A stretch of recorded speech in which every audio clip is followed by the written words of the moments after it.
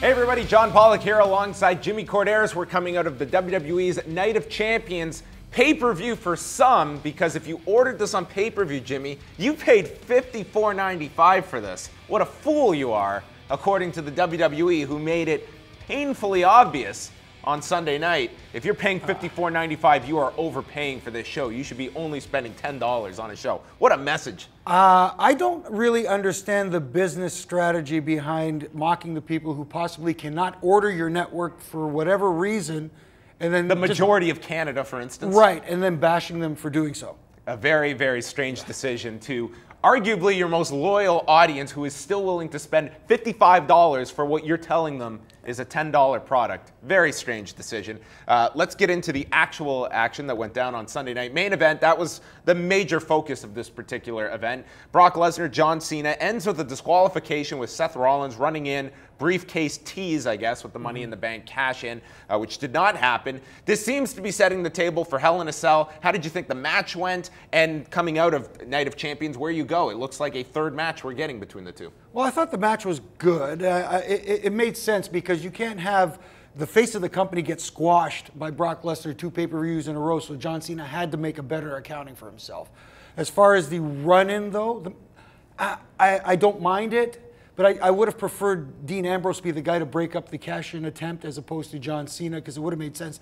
I know he got zip-tied with his hands behind his back. It's hard to get those zip ties off. I mean, he only had an hour and a half or so. But in the character of Dean Ambrose, I thought it would have been cool. He comes out, like maybe he slipped him out, and he's still in the zip tie, but attacks him. Maybe because he didn't pay for his cab fare, he was taken to the local jail for a misdemeanor. Yeah. That could have been the case. Could have been. Dean Ambrose did return on Sunday night. This came after a story, legitimate injury here to Roman Reigns, an incarcerated hernia, and he had to undergo emergency surgery over the weekend. He's going to be out possibly months. They're targeting this. Obviously, a very, very severe hernia, so this guy can't do any weightlifting for the next couple of weeks, and this guy very well could be out till December, maybe even till 2015. Definitely, when you're looking at the depth issue on the babyface side of things, a real blow to the company right now with Reigns out. Absolutely, and you look at it, and you've talked about this too, John, a lot, where John Cena is the face of the company, the clear #1 babyface, and the challenge has been to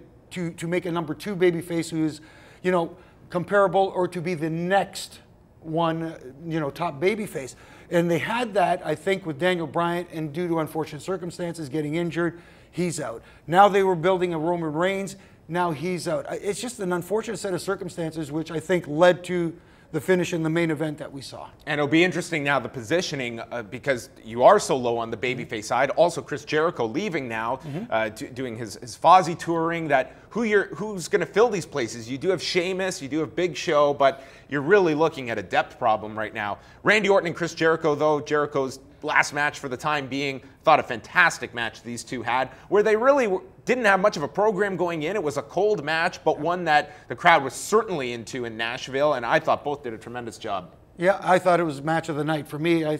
Two veterans who know how to work a crowd, and that's the main thing. You get your crowd invested in a match.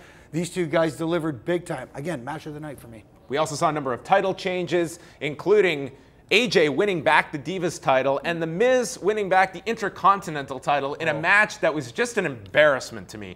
You watch these two, and this had nothing to do with The Miz or Dolph Ziggler, who were out there trying to have a great match, and instead they had Florida Georgia Line come on to commentary.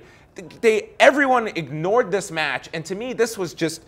There's times the WWE can be very annoying on camera with promoting stuff. This was just disrespectful to the guys in the ring here who are trying to have a great match, and you guys are laughing and joking around and paying no attention to it, telling the viewer at home this match means nothing. I just felt bad for the people involved in the match. I did too, and for me that was the low point of the entire pay-per-view. I just didn't, it doesn't sit well with me. I was really, really close to muting it, but it was almost like that accident. I was curious to see how far they were going to go with not even calling the match at all. It made no sense at all, and I hate when they do that. A $55 commercial, which you only should have spent $10 for, so what are you complaining about?